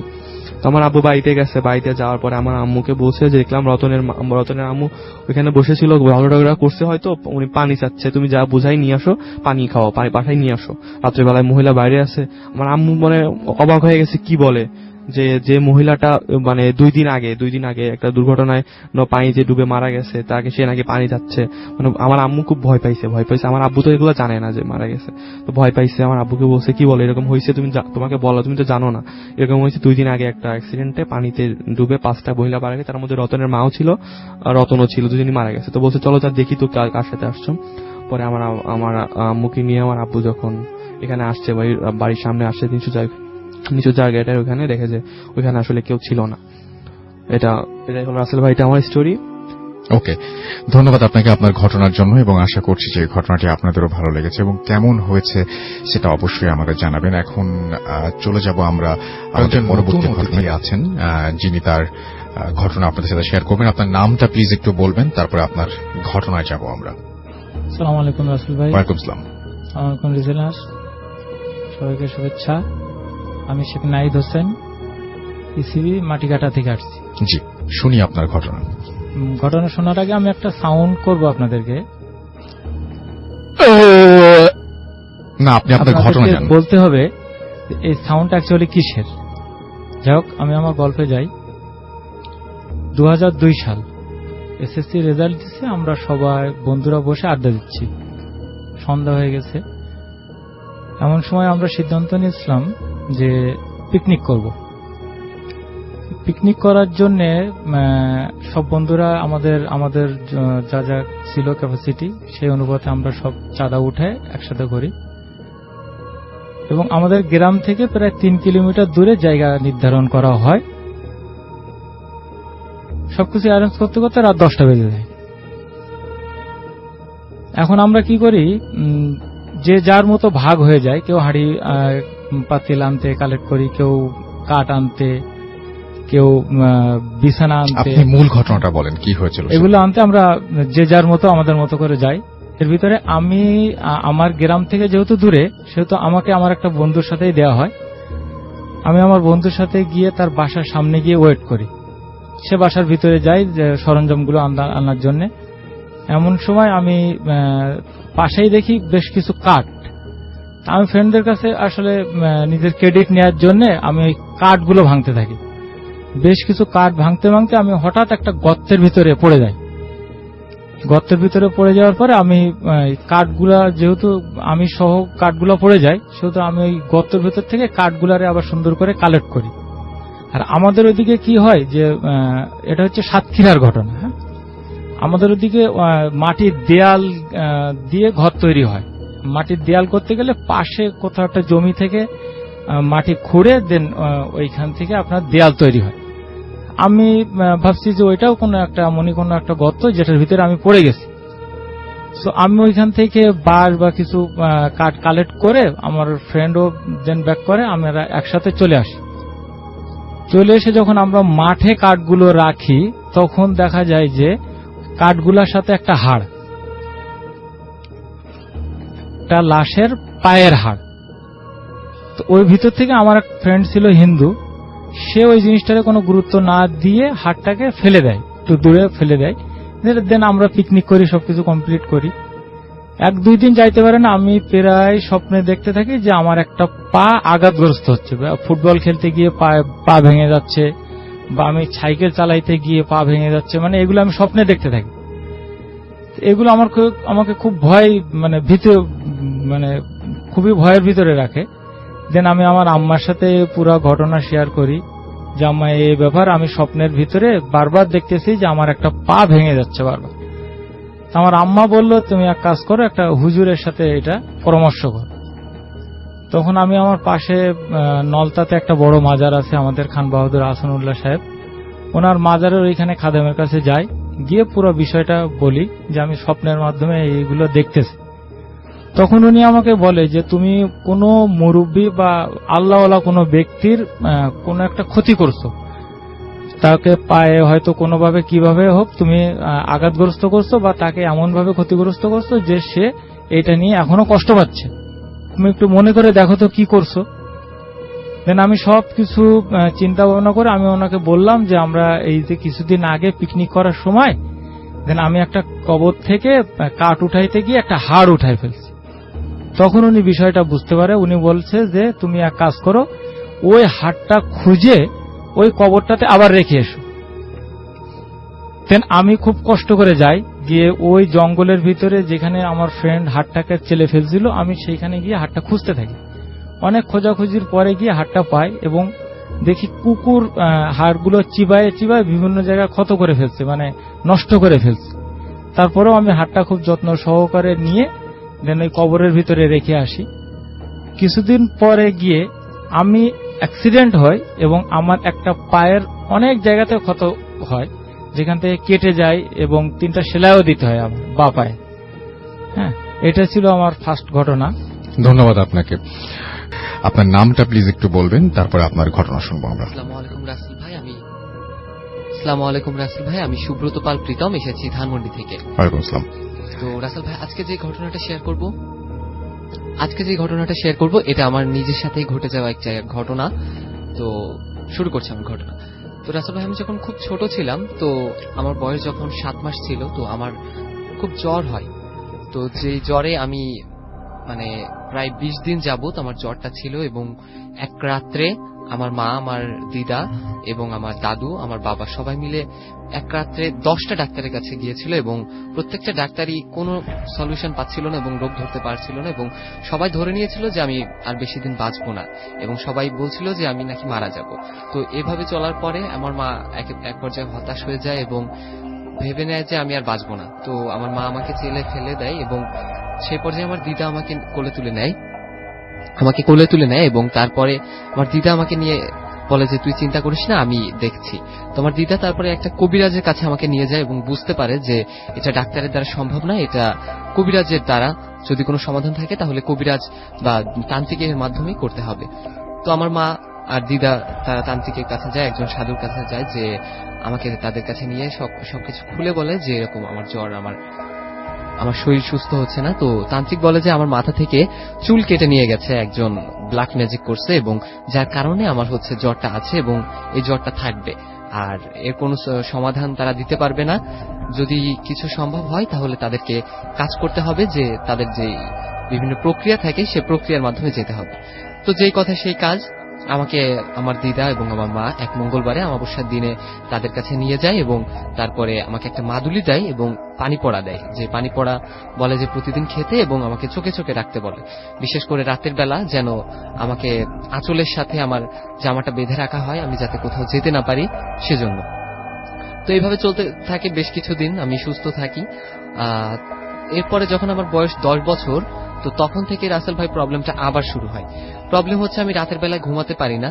প্রত্যেকদিন রাত্রে আমি যখন ঘুমাতে যাই, তো হঠাৎ করে আমার ঘুমটা ভাঙলেই আমি দেখি আমার পাশে দুইটা মানে লম্বা একটা মানুষ, পাঞ্জাবি পরা এবং তাদের বিভৎস চেহারা, এবং তারা আমার দুই পাশে ঘিরে থাকে। কখনো কখনো আমাকে মারতে যায়, আমার গলা টিপে ধরতে যায়, আমাকে বিভিন্নভাবে ভয় দেখায় এবং বলে যে তুই বাঁচবি না, তোকে আমরা নিতে এসেছি, তুই এই পৃথিবীতে থাকতে পারবি না, তোকে আমরা মেরে ফেলবো। তো যখন আমি চিৎকার করি, আমার বাবা মা চলে আসে, এবং তাদেরকে যখন বলি এই কথা, তারা ফার্স্টে বলে যে না ঠিক আছে, তুই হয়তো স্বপ্ন দেখছিস, এটা ভুলে যা। তো এইভাবে চলতে থাকে। হঠাৎ করে 2017 সালের ডিসেম্বর মাসে আমি শুয়েছিলাম রুমের ভিতরে। তো হঠাৎ করে দেখি আমার জানলার বাইরে আমার বাবা দাঁড়িয়ে আছে। তো আমি ফার্স্টে অবাক হলাম যে আমার বাবা এত রাত্রে জানলার বাইরে কি করছে, বাসার বাইরে কি করছে। তো বাবার চেহারাটা একেবারে অন্যরকম ছিল, মানে তার চোখটা জল জল করছিল আগুনের মতন, যেটা দেখে আমি সত্যি রাসেল ভাই এত পরিমাণে ভয় পাই যে আমি কোনো কথা বলার মতন অবস্থাতে থাকি না। তো বাবা আমাকে ইশারা করে ডাকতে থাকে জানালার দিকে আসার জন্য। তো আমি জানালার দিকে যাইতে থাকি, এবং হঠাৎ করে দেখে আমার পিছন থেকে আমার বাবা আমাকে ডাক দেয়, এবং তার ডাকটা শুনে আমি যখন পিছনে তাকাই, আমি দেখি আমার বাবা আমার পিছনে। তখন আমি বাবাকে বলি, বাবা তুমি কি বাইরে গেছিলে? তো বলে যে কই না তো, তুই তো দেখছিস যে জানলার দিকে চলে যাচ্ছিলি, তার জন্য তোকে ডাকলাম, আর তুই তো আরেকটু পর হলেই তুই তো ঘরে বাইরে চলে যেতিস। আমি বললাম যে তুমি বাইরে যাওনি, আমি তো তোমাকে এইমাত্র দেখলাম যে তুমি আমাকে ডাকছো। তো বাবা বলে যে না, তুই কি পাগল হয়েছিস, আমি তো এই রুমে শুয়ে আছি, আর তারপরেই তো তোকে ডাকছি। তো আমি অনেক ভয় পাই। তারপরে বাবা আমাকে একটু ঝাড়ফুঁক করে, মানে কিছু মন্ত্রতন্ত্র পড়ে দেয় এবং আমাকে ঘুম পাড়িয়ে দেয়।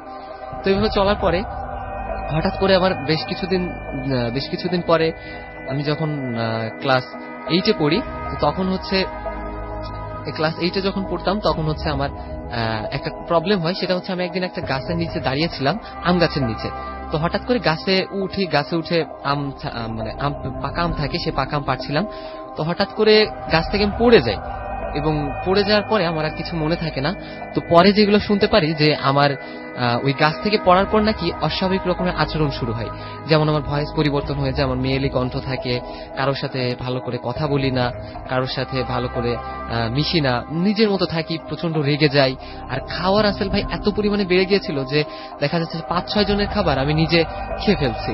তো এরকম হওয়ার পরে সবাই আবার ভয় পেয়ে গেল এবং ভাবলো যে কি করা যায়, এভাবে তো চলতে পারে না। এবং মানুষকে মানে খামচি মেরে দিতাম, তারপরে কামড়াতে যেতাম, মানে বিভৎস এক অন্যরকম একটা অবস্থার সৃষ্টি হয়। তো তারপরে আমার মা আবার আমাকে দিদাকে খবর দেয় যে এরকম অবস্থা। তো আমাকে আবার সেটা তান্ত্রিকের কাছে নিয়ে যাওয়া হয়। তো তান্ত্রিকের কাছে যখন নিয়ে যাওয়া হয় আমাকে, তো তখন বলে যে আমার সাথে যে 2টা জিন আছে, খারাপ জিন, তো তারা আমাকে আসর করছে আর এবার আমাকে নিয়ে যাবে, কোনোভাবেই ছাড়বে না। তো আমার দিদা অনেক আকুতি মিনতি করে যে যেভাবেই হোক আমাকে সুস্থ করে তোলার জন্য, তাদের থেকে মুক্ত করার জন্য। তো তান্ত্রিক কিছুতেই রাজি হয় না, বলে যে এটা তার সাধ্যের বাইরে, যদি তার একজন মানে তার থেকে বড় একজন সাধু আছে, তার যে গুরু, তার কাছে নিয়ে যেতে হবে। তো যেই কথা সেই কাজ, একদিন অমাবস্যার দিন মঙ্গলবার আমাকে নিয়ে যাওয়া হয়। আমার মা সেদিন সারাদিন খায় না এবং আমাকে বলে যে আমাকেও যেন খাইতে না দেওয়া হয়, প্রয়োজনে আমার হাতে দড়ি বেঁধে রাখতে, আর আমাকে কোনো কিছুই যেন খেতে না দেওয়া হয়। তো আমার মা ওরকম সারাদিন না খেয়ে আমাকে নিয়ে যায় এবং যাওয়ার পর একটা বেলগাছ তলাতে রাখা হয় আমাকে, এবং সেখানে সেই সাধু মানে তান্ত্রিক থাকে, আমার মা থাকে আর আমার দিদা থাকে, আর আমাকে একটা জায়গায় বসানো হয়। তো বসানোর পরে সেই তান্ত্রিক বিভিন্ন ধরনের প্রক্রিয়া করে, যেটা পরে শুনতে পারি যে বিভিন্ন ধরনের আগুন দিয়ে, তারপরে হাড্ডি দিয়ে বিভিন্ন ধরনের মন্ত্র পড়তে থাকে। তো এক পর্যায়ে আমার যখন শোনা হয় যে আমাকে যে কেন আমার সাথে এরকম করছে, তো তখন আমার ভিতরে যেই জিনটা থাকে সে বলে যে আমাকে নিয়ে যাবে এবং আমাকে কোনোভাবেই ছাড়বে না। এবং আমাকে ভালো লাগছিল যে যখন আমি একটা আম গাছের নিচে দাঁড়িয়েছিলাম, তো তখন একটা পরী নাকি আমাকে দেখে অনেক পছন্দ হয়েছে এবং আমাকে নিয়ে যাবে। তো তখন বলে যে না, তুই একে নিতে পারবি না, একে ছেড়ে দে, এবং তুই যদি একে না ছাড়িস তাহলে তোকে আমার হাত থেকে কেউ বাঁচাতে পারবে না। তখন ওই জিনটা বলে যে না, আমি একে ছাড়বো না, তো আমি একে নিয়ে যাবো। তো এইভাবে বলার পর তান্ত্রিক বিভিন্ন প্রক্রিয়া করার পরে এক পর্যায়ে জিনটা আমাকে ছাড়তে মানে বাধ্য হওয়ার একটা কথা দেয় যে হ্যাঁ ঠিক আছে, আমি একে ছেড়ে যাব, কিন্তু তার জন্য আমাকে একটা ছাগল আর কিছু মিষ্টি দিতে হবে। তো তারপরে আমার মা রাজি হয়ে যায় এবং সেই কথাতে বলে যে আচ্ছা ঠিক আছে, সেটাই করবো। তারপরে সেই প্রক্রিয়া করা হয় এবং তার কিছুদিন যাবত পর থেকে আমার এই সমস্যাগুলো শেষ হতে থাকে। এবং একটা পর্যায়ে এসে যখন এখনো প্রায় আমি দেখি যে আমার পাশে 2টা মানুষ, ঘুমাতে গেলে 2টা মানুষ দাঁড়িয়ে থাকে এবং আমাকে বিভিন্ন ভয় দেখায়। কিন্তু একটা জিন আছে ভাইয়া, যে আমি দেখি যে সবসময় দাঁড়িয়ে থাকে, যে ওই 2 জনকে প্রোটেস্ট করার জন্য। বিভিন্ন ধরনের ভয় যখন পাই তখন দেখি ওই লোকটা এসে হাজির হয়। এবং এমন সময় থাকে যে আমি ঘুমিয়ে আছি, প্রায় আমি নিঃশ্বাস নিতে পারি না, দম নিতে পারি না, আমার হাত পা সবকিছু অবশ হয়ে যায়। এবং ঠিক সেই টাইমে ওই যে ভালো জিনটা থাকে সে এসে আমাকে পাশে দাঁড়ায় এবং বলে যে তোর কোনো ভয় নেই, তুই যতদিন বেঁচে থাকবি তোকে সবসময় আমি ছায়ার মতন আগলে রাখবো। তো রাসেল ভাই, এখন পর্যন্ত আমার সাথে এই ঘটনা ঘটছে। তো সবাইকে ধন্যবাদ, এই ছিল আমার স্টোরি। অনেক ধন্যবাদ আপনাকে আপনার ঘটনার জন্য। আমরা রাসেল ভাই আশা করি ভালো আছেন, সঙ্গত কারণেই নাম প্রকাশ করছি না। ঘটনাটা আমার নানার বাসা কেন্দ্রিক। আসলে বেশ কিছু ঘটনার একটা মিশ্রণ বলবো, প্যারানর্মাল বেশ কিছু ঘটনা। ওই সময়টায় খুব নানা বাসা থাকা হতো। নানা বাসা ছিল ধানমন্ডির কোনো জায়গায়। একটু বাসাটার বিবরণ দেব সঙ্গত কারণেই। বাসাটা ছিল 4.5 তলা। দ্যাট মিনস 4 তলার উপরে অর্ধেক কিছু রুম করা ছিল, বাকিটা ছাদ ছিল, সেজন্যই 4.5 তলা বলছি আর কি। আর বাসাটার একটা বিশেষত্ব ছিল, দ্যাট ইজ সে 1 তলা থেকে 2 তলায় উঠবার সময় প্রথম সিঁড়ি, এর পাশে একটা ছোট বারান্দা, একটা রুম, একটা গোসলখানা, একটা টয়লেট, এরপরে সিঁড়ি ঘুরে 2 তলা। এরকম প্রতি তালাতে একটা করে, আমি এটাকে বলবো সাব একটা করে তালা ছিল। দ্যাট মিনস 1.5 তলা, 2.5 তলা, 3.5 তলা, প্লাস অন্যান্য তালাগুলা তো ছিলই, 2 তলা, 3 তলা, 4 তলা। তো ঘটনায় আসি, তখন আমি বেশ ছোট। তো ওই টাইমটাতে যে সময়টার কথা প্রথমে বলবো, 3.5 তলায় যেই রুমটা ছিল ওই রুমটা খালি ছিল। ওই রুমে আগে থাকতেন আমার ছোট মামা। তার কিছুদিন আগে উনি ছাদের রুমে শিফট হয়ে গেছেন। তো আমি ওই রুমের সামনে আবার ছোট একটা বারান্দার মতো ছিল। তো আমি বারান্দার ওখানে গিয়ে, ছোট ছিলাম, বিভিন্ন আওয়াজ করছি। তো আমি খেয়াল করলাম ওই বারান্দার সাথে যে রুমটা, ওই রুমের ভেতর থেকে আমি যে শব্দ করছি ওই শব্দগুলোর রিটার্ন আসছে। এটা কিন্তু নট লাইক ইকো, এটা কিন্তু ইকো ছিল না। আমি টের পাচ্ছি আমি যে আওয়াজটাই করছি অনেকগুলো চাপা ভয়েস ওই আওয়াজটা রিপিট করছে। এবং এটা খেয়াল করার পরে আমি এটাও দেখলাম যে আমি যে শব্দই করছি ঠিক সেই শব্দটাই ওই রুমের ভিতর থেকে অনেকগুলো ভারী ভয়েস রিপ্লাই হিসেবে একই শব্দটা ফিরিয়ে দিচ্ছে। এটা একটা খুবই অদ্ভুত ব্যাপার ছিল এবং আমি কনফার্ম এটা অবশ্যই প্যারানর্মাল কোনো ব্যাপারই ছিল। এরপরে আরেকটা ঘটনায় আসি। প্রতিটা ঘটনাই ওই বাসা কেন্দ্রিক। আমি একদিন, আমরা ওই টাইমটাতে থাকতাম 4 তলায়, পিছনের রুম বলে একটা রুম ছিল। ওই রুমে আমি দাঁড়িয়ে আছি বা বসে আছি। তো হঠাৎ করে খেয়াল করলাম পশ্চিম পাশের জানালায় কেউ টোকা দিচ্ছে বা ধাক্কা দিচ্ছে। তো এই আওয়াজটা শুনে যখন আমি জানালার দিকে তাকালাম, আমি দেখতে পেলাম যে একটা লোমশ হাত, খুব ছোট, একটা যদি 4-5 বছরের বাচ্চা হয়, ওই বাচ্চা যদি জানালায় বাড়ি দেয় তাহলে যেভাবে জিনিসটা দেখা যাবে ঠিক সেরকম, বাট হাতটা ছিল লোমশ। এবং এটাও আমি বলবো অবশ্যই অস্বাভাবিক ঘটনা, কারণ আমার নানার বাসার প্রতিটা তালাতে সানশেডের যেই ডিস্টেন্স জানালা থেকে সেটা মিনিমাম 6 ফিট। ওই হাতের সাইজের যদি আমি ধরেও নিই কোনো একটা মানুষ সেটা করেছে, দিস ইজ কোয়াইট ইম্পসিবল। কারণ 6 ফিট হতে হবে তার, প্লাস 6 ফিট একটা মানুষের হাতের সাইজ কিন্তু একটা 4-5 বছরের বাচ্চার মতো হবে না। এরপরে এটা গেল আরেকটা ঘটনা। আর আরেকটা ঘটনা আমার মনে পড়ছে, এটা অবশ্য আমার মায়ের কাছ থেকে শোনা একটি ঘটনা। আমার ওই নানুর বাসার নিচতলায় বহু বছর আগে একটা ফ্যামিলি ছিল। তাদের এক দূর সম্পর্কের রিলেটিভ প্রায় ওখানে বেড়াতে আসতেন, যার উপর জিন ভর করত এক ডাক্তার দম্পতি। দ্যাট মিনস ওই মহিলার উপরে যেই 2জন জিন ভর করত তারা একটা ডাক্তার দম্পতি, তারা 2জনই জিন। তো তারা যখন মহিলার উপর ভর করত, মহিলাটা কিছুক্ষণের জন্য সেন্সলেস হয়ে যেত। এরপরে তার যে অ্যাক্টিভিটি গুলো হতো সেটা হতো সেই ডাক্তার দম্পতির কোনো একজনের রূপ। তো সে বিভিন্ন মানুষের হাতের রগ ধরে অনেক রকম রোগ ডিটেক্ট করতে পারত এবং বিভিন্ন জনের চিকিৎসার জন্য শিকড় সে খুব অদ্ভুত ভাবে অ্যারেঞ্জ করত।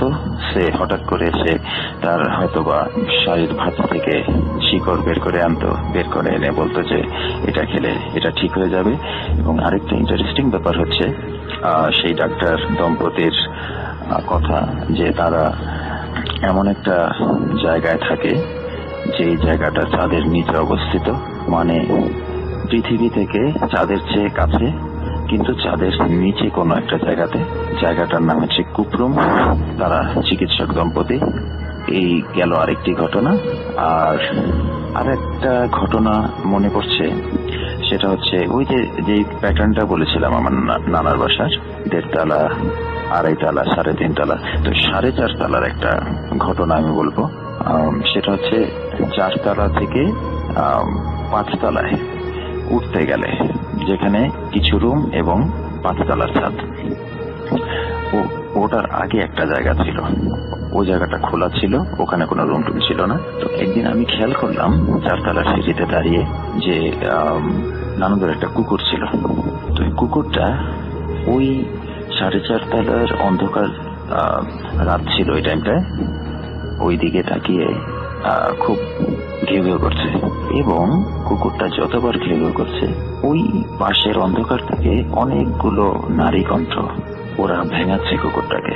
ওরাও ওই ঘিউর মতো করে একরকম শব্দ করছে, অনেকগুলা হবে 10-12টা এন্টিটি, তারাও ওভাবেই শব্দ করছে, মানে কুকুরটাকে যেন খেপিয়ে তুলছে। এমন একটা বয়স ছিল, আসলে এই ব্যাপারগুলোতে কি অবাক হব, ভয় পাবো, নাকি বিস্মিত হয়ে খালি দেখে যাব, সেটা বুঝে ওঠার মতোই সেন্স হয়তো ওই টাইমটাতে ডেভেলপ করেনি, কারণ বয়স খুবই কম ছিল। তবে এখন বুঝি যে প্রতিটা ব্যাপারই অত্যন্ত অস্বাভাবিক ছিল এবং প্রত্যেকটা ব্যাপারের সাথে আনডাউটফুলি প্যারানর্মাল বিষয় জড়িত ছিল। তো এই ঘটনাগুলোই ভাবলাম আজকে শেয়ার করি বুথ এফএম-এ। ভালো থাকবেন এবং সবার জন্য অনেক শুভেচ্ছা। পড়ছি একটা ইমেল। হ্যালো রাসেল ভাই, আশা করি ভালোই আছেন, কারণ আপনি সব সময় ভালোর তলে। আমি সোহান বগুড়া থেকে লিখছি। আমার পক্ষে স্টুডিওতে আসা সম্ভব নয়, তাই পড়ে শোনালে খুশি হব। এটা এক রিকশাওয়ালার কাছ থেকে শোনা সত্য একটি ঘটনা। আমি তার ভাষায় ঘটনাটি লিখলাম, ভালো লাগলে পড়ে শোনাবেন। আমি একজন গরিব ছেলে, এইচএসসি পর্যন্ত পড়েছি। 4-5 বছর আগে একজন বেকার যুবক ছিলাম। চাকরির জন্য অনেক চেষ্টা করেছি।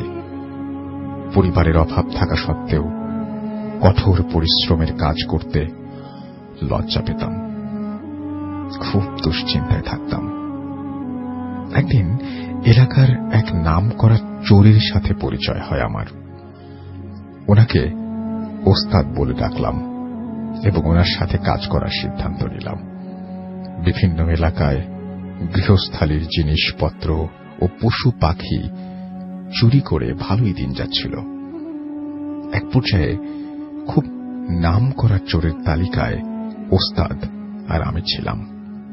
কোন একদিন এক মেডিকেল শিক্ষকের সাথে পরিচয় হল এবং একটি ভয়ঙ্কর কাজের প্রস্তাব দিলেন তিনি। বিনিময়ে অনেক টাকা দেবেন। ওস্তাদ রাজি হয়ে গেলেন। কাজটি ছিল কবর খুঁড়ে পুরাতন কঙ্কাল এনে মেডিকেলে পৌঁছে দেয়া। আমি প্রথমে দ্বিমত থাকলেও ওস্তাদের কথা ফেলতে পারলাম না। কাজটা করতে আমার ভীষণ ভয় করত। ওস্তাদই সব করত, আমি শুধু পাশে দাঁড়িয়ে থাকতাম আর এটা ওটা এগিয়ে দিতাম। খুব দ্রুত অনেক টাকা হয়ে গেল আমাদের। হঠাৎ একদিন এক তান্ত্রিকের সাথে পরিচয়। তান্ত্রিক আরেকটি কাজের প্রস্তাব দিলেন, বিনিময়ে আরো বেশি টাকা দেবেন। কাজটি হল কবর খুঁড়ে শুধু লাশের মাথাটি এনে দিতে হবে। ওস্তাদ রাজি হয়ে গেলেন। তান্ত্রিক বিভিন্ন কবরস্থান থেকে নির্দিষ্ট লাশের মাথা কেটে আনতে বলতেন। আমি আর ওস্তাদ গভীর রাতের অন্ধকারে গিয়ে কাজটা করতাম। এসব কাজ ছিল অত্যন্ত ভয়ঙ্কর। প্রায় প্রতিদিনই কোনো না কোনো বিপদের সম্মুখীন হতাম। তবুও ভয়াবহ বিপদের কথা চিন্তা না করে পরিবার ও জীবিকার তাগিদে এই জঘন্য কাজটি করতাম।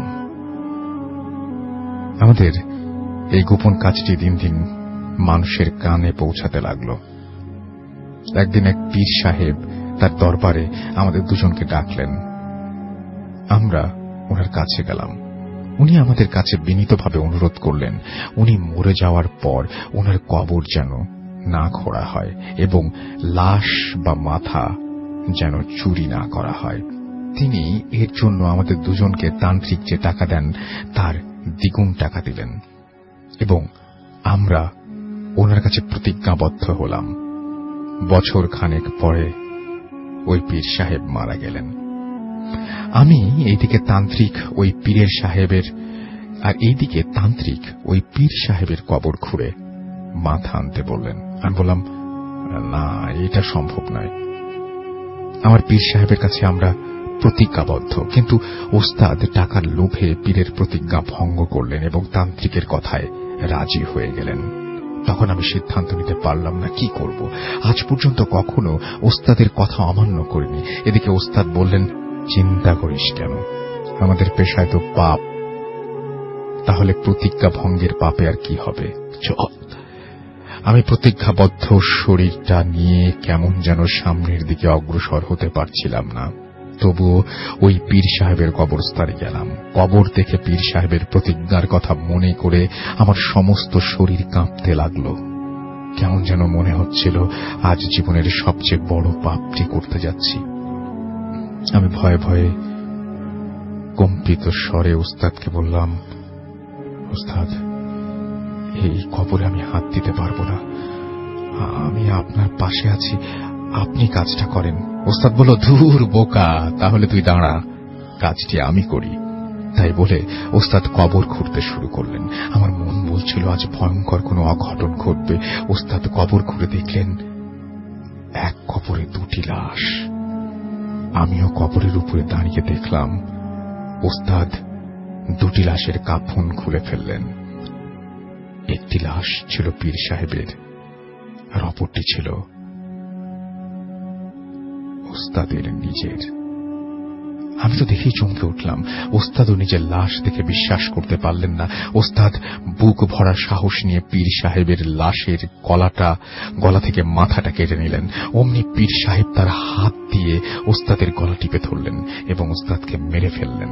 আমি ভয়ে চিৎকার করে ওইখানে অজ্ঞান হয়ে গেলাম।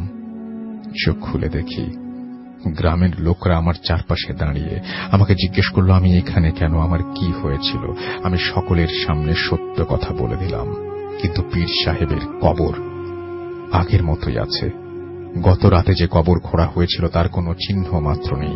আমার কথা কেউ বিশ্বাস করলো না, আমাকে সবাই পাগল বলল। আমি সবাইকে বারবার বোঝাতে লাগলাম। দুই একজন ব্যাপারটা সিরিয়াসলি নিল এবং কবর খোঁড়ার সিদ্ধান্ত নিল। তারপর কবর খুঁড়ে দেখলেন কাহিনী সত্য। পীর সাহেব ওস্তাদের গলা ধরে আছেন, গলা টিপে ধরে আছেন। ওস্তাদের মরদেহটি পীর সাহেবের কবর থেকে ওঠানোর চেষ্টা করলেন সবাই, কিন্তু ব্যর্থ হন। কিছুতেই ওস্তাদের গলা থেকে পীরের হাত ছাড়াতে পারলেন না। অতঃপর পীর সাহেব ও ওস্তাদকে এক কবরে মাটি দিয়ে সবাই চলে যায়। পীর সাহেবের পরিবার পরিজন আমাকে ক্ষমা করে দিলেন এবং বললেন, আর কোনোদিন এই পাপ কাজ করো না, আজ থেকে হালাল উপার্জন করো। তারপর থেকে আমি রিকশা চালিয়ে জীবিকা নির্বাহ করি। ভূত এফএম দীর্ঘজীবী হোক। এই ছিল ঘটনা এবং আশা করছি যারা শুনেছেন তাদের কাছে কেমন লেগেছে সেটা জানাবেন। এবং আমি একটু ফেসবুকে দেখতেও চাই যে আসলে কে কি লিখছেন আজকে ছবির নিচে। আচ্ছা, ইমেলটি দারুণ ভয়ের লিখেছেন আমাদেরকে। আসসালামু আলাইকুম রাসেল ভাই, আমি রাজীব মালয়েশিয়ার কুয়ালালামপুর থেকে বলছি। আজকে আমি যে ঘটনাটি শেয়ার করব এটি আমার সাথে ঘটে 2016 সালের শেষের দিকে। রাসেল ভাই, আমি এখানে একটি বিল্ডিং ম্যানেজমেন্টে জব করি। সো এখানে আমাকে দুটি শিফটে কাজ করতে হয়, একটি সকালবেলা আর একটি রাতে। আর ওই দিনটি ছিল বুধবার। সো ওই দিন আমার ডিউটি ছিল রাতে। রাতে সাধারণত আমাদের 11টা থেকে সকাল 7টা পর্যন্ত আমাদের শিফট। আর আমার ডিউটিটা হচ্ছে প্রত্যেকটি ফ্লোর চেক করা এবং কোনো প্রবলেম থাকলে সেটার আপডেট ম্যানেজমেন্টকে জানানো। সো ওই দিন রাত ঠিক 3টার দিকে আমি চলে যাই বিল্ডিং এর একদম নিচের লেভেল, বেসমেন্ট পার্কিং যেটা, সেখানে। সো সেখানে আমি গেলাম। আসলে বেসমেন্ট পার্কিংটা ছিল রাসেল ভাই অনেক বড়, একটা স্টেডিয়ামের মতো, এবং শত শত গাড়ি সেখানে পার্কিং করা থাকে। সো আমি ওখানে আসলে একটি জোনে দেখতে পারি ওই জোনটিতে আসলে ইলেকট্রিক প্রবলেম হয়েছে। সেখানে আসলে লাইটগুলো জ্বলছে না, ইলেকট্রিক চিপ ছিল সেটা আর কি। সো আমি সেখানে যাই এবং সেটা সলভ করে আবার আমি সেখান থেকে ফিরে আসছিলাম। আর ঠিক এমন সময় আমি লক্ষ্য করি বেসমেন্টের যে লিফট যেটা আছে, যেটা থেকে আপনার লেভেল 1-এ আসা যায়, ওই লিফটের কোনায় একজন চাইনিজ ভদ্র মহিলা সেখানে বসে আছে। সো আমি একটু কিউরিয়াস হয়ে গেলাম। আসলে এই সময়টাতে সাধারণত এই বেসমেন্টে কেউ আসে না এবং আসার কথাও না। সে সেখানে কেন বসে আছে। তো আমি সেখানে গেলাম, এটাও আমার একটি ডিউটির মধ্যেই পড়ে। তো আমি সেখানে গেলাম এবং তার কাছে গেলাম। খুবই স্বাভাবিক, সে সেখানে বসে আছে, বাট আমি তার কাছে যাওয়ার পরে আমি বুঝতে পারলাম সে হয়তো ড্রাঙ্ক অবস্থায় আছে অথবা সে অসুস্থ। সো আমি তাকে জিজ্ঞেস করলাম যে তার কোনো হেল্প লাগবে কিনা। আসলে অনেক সময় অনেক লোকজন যারা আছে, যারা মাতাল অবস্থায় থাকে, আসলে তাদের পার্কিং করা গাড়িটা তাদের আবার মানে অনেক খুঁজতে হয়, আসলে তাদের কোনো সেন্স থাকে না ওই সময়। তো আমি তাকে জিজ্ঞেস করলাম তার কি কোনো সাহায্য লাগবে কিনা। সে কোনো অ্যান্সার করছে না। তখন আমি খেয়াল করি তার তার তার হাতে অনেকগুলো টাকা, মানে তার বাম হাতের তালুতে সে আসলে টাকাগুলো মানে আপনার ধরে সে বসে আছে সেখানে। সো তখন আমি একটা জিনিস চিন্তা করলাম যে এখন যদি এখানে অন্য কেউ আসে বা যে কোনো একটা ক্রাইম এখানে ঘটতে পারে। সো তখন আমি আমাদের যে সিকিউরিটি কন্ট্রোল রুম আছে, আমি সিকিউরিটি কন্ট্রোল রুমের সাথে আমি যোগাযোগ করার আমি একটা চেষ্টা করি। আসলে সেটা আন্ডারগ্রাউন্ড থাকার কারণে সেখান থেকে আসলে আপনার ওয়্যারলেস কানেকশনটা আসলে পাচ্ছিল না। তারপর আমি আমার ফোন দিয়ে আমি ট্রাই করি, ল্যান্ড ফোনে ট্রাই করি, আসলে কেউ ফোনটা পিক আপ করছে না। আসলে আমি তখনও জানি না যে সিকিউরিটি কন্ট্রোল রুমে সিকিউরিটি আছে কি বা নেই। তারপর আমি তাকে আরো 2 বার জিজ্ঞেস করি যে তার কি আসলে কোনো সাহায্যের দরকার আছে কি না। সে কোনো অ্যান্সার দিল না এবং সে উঠে দাঁড়ালো। তো উঠে দাঁড়িয়ে সে বেসমেন্টের মধ্যে হাঁটছিল আসলে।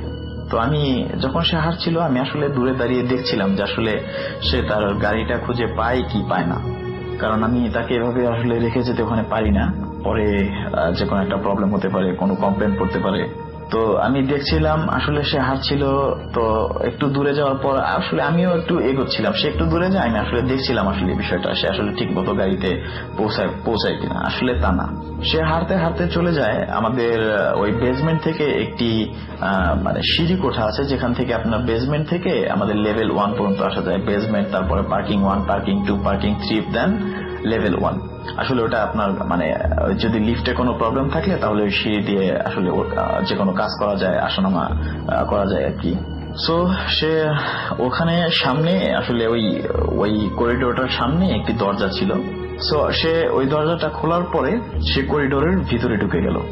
আর করিডোরটা থেকে আপনার স্টেপ গুলোর দূরত্ব রাসেল ভাই বেশ ভালোই, মোটামুটি আপনার 30 সেকেন্ডের মতো হাঁটার পরে আপনি সিঁড়িটা ধরতে পারবেন। সো সে ওটার ভিতরে যখন গেল তখন আসলে আমিও মানে কাছাকাছি চলে আসছি। আসলে মানে একটু কিউরিয়াস, জানতে চাচ্ছিলাম আসলে ব্যাপারটা কি হচ্ছে।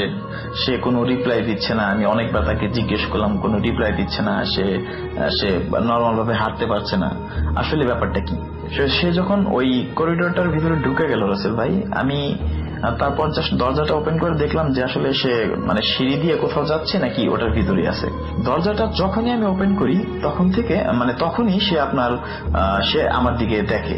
দেখার পরে সে আমাকে ইশারায় এভাবে ডাক দেয়, ডাক দেওয়ার পরে তখন আমি একটু ঘাবড়ে যাই রাসেল ভাই, আসলে ব্যাপারটা কি ঘটছে। তো আমি তখনই দরজাটা আবার আটকে দিয়ে আমি আবার ট্রাই করি কন্ট্রোল রুমে। তো কন্ট্রোল রুমে ট্রাই করার পরে সিকিউরিটির একজন অফিসার রিসিভ করে এবং বলে যে আমি সবকিছু খুলে বললে তারা বলে যে তারা এখনই আসতেছে, তারা অন দা ওয়ে। সো আমি এটা তার সাথে কথা বললাম জাস্ট অনলি 10 সেকেন্ড। আবার আমি যখন দরজাটা আবার খুলি আসলে ভিতরে কিচ্ছু নেই, একদম খালি একটি করিডোর। আর এত তাড়াতাড়ি তার মতো একজন মহিলা কখনোই পসিবল না 4টা লেভেল সে ক্রস করে লেভেল 1-এ আসবে। সো আমি ভিতরে গেলাম এবং খুব তাড়াতাড়ি আমি সবগুলো সিঁড়ি ক্রস করে আমি লেভেল 1-এ চলে আসি। কেউ নাই, একদমই খালি, কেউ নাই। তারপর সিকিউরিটির সহযোগিতায় সম্পূর্ণ কমপ্লেক্সটা আমরা চেক করি আসলে এখানে কেউ আছে কিনা। না, কেউ নাই, একদম খালি। তারপর আমরা চলে যাই আমাদের কন্ট্রোল রুমে। আমরা সিসিটিভি ক্যামেরা যেগুলো ওখানে ছিল, আমরা প্রত্যেকটা সিসিটিভির ফুটেজ আমরা চেক করি। ওখানে রাসেল ভাই বিশ্বাস করবেন না, ওখানে আমি ছাড়া আর কেউই নেই। সিসিটিভি ফুটেজে দেখা যাচ্ছে সেখানে শুধু আমি কারোর সাথে কথা বলছি সেটা বোঝা যাচ্ছে, বাট সেই মহিলাটা সেখানে দেখা যাচ্ছে না, নাই, তার কোনো ফুটেজ সেখানে নাই। সো এই বিষয়টা নিয়ে আসলে মানে অনেক কিউরিয়াস হয়ে যায় আমরা, আসলে কি ব্যাপারটা, আসলে কি ঘটেছিল ওই দিন আসলে আমার সাথে কি ঘটেছিল। আসলে এখন আমি আসলে রাসেল ভাই তার কোনো ব্যাখ্যা আমি পাইনি যে সেটা আসলে হিউম্যান ছিল কিনা, আমি এখনো তার কোনো ব্যাখ্যা পাইনি। এবং ওই সিসিটিভির ফুটেজ সেটা আমার ফোনে আমি রেকর্ড করে রেখেছিলাম। আনফরচুনেটলি আমার সেই ফোনটা আমি হারিয়ে ফেলি। সো এই ছিল রাসেল ভাই আমার সাথে ঘটে যাওয়া ঘটনা। ধন্যবাদ। ডিয়ার লিসেনার, আজকে যে ঘটনাগুলো আপনারা শুনলেন, এই ঘটনাগুলো আপনাদের কাছে কেমন লাগলো তা অবশ্যই কিন্তু আমাদেরকে জানাবেন। আমরা প্রতিনিয়ত এইরকম বাছাই করা ঘটনা আপনাদের মাঝে শেয়ার করে থাকি। অনেকগুলো ঘটনা থেকে বাছাই করে আর যে রাসেল ভাইয়ের ঘটনা, যেগুলো বাস্তব ঘটনা, রিয়েল ঘটনা, এই সকল ঘটনা আমরা কিন্তু আপলোড করে থাকি। প্রতিদিন রাত 10টা বাজে এই কন্টেন্টগুলো আপলোড করে থাকি। আপনারা যদি প্রতিদিন আমাদের এইরকম ভয়ঙ্কর ঘটনা শুনতে চান, তাহলে আমাদের চ্যানেলটিকে কিন্তু অবশ্যই সাবস্ক্রাইব করবেন। অনেকেই আমাদের চ্যানেলের মাধ্যমে এরকম ভূত এফএম শুনে যাচ্ছেন এবং ভূত এফএমকে অনেক বেশি ভালোবাসছেন।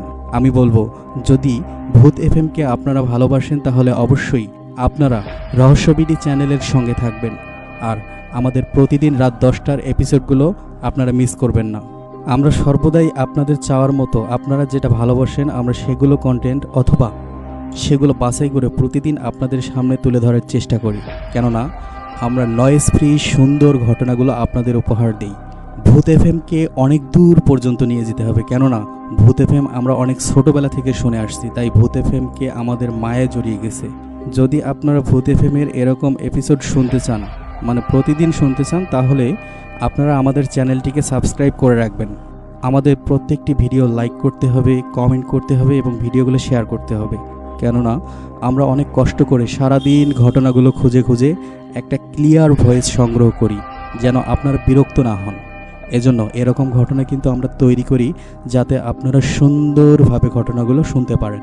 প্রিয় লিসেনার্স, আপনারা যদি আমাদেরকে প্রতিদিন আপনাদের জীবনে ঘটে যাওয়া এরকম ঘটনা পাঠান, তাহলে আমরা সে ঘটনাগুলো পড়ে শোনাবো। তো যাই হোক, ভূত এফএমকে অনেক দূর পর্যন্ত নিয়ে যাব এই আশায় আমি আছি। আপনারা প্রতিদিন আমাদের এই ঘটনাগুলো শুনবেন।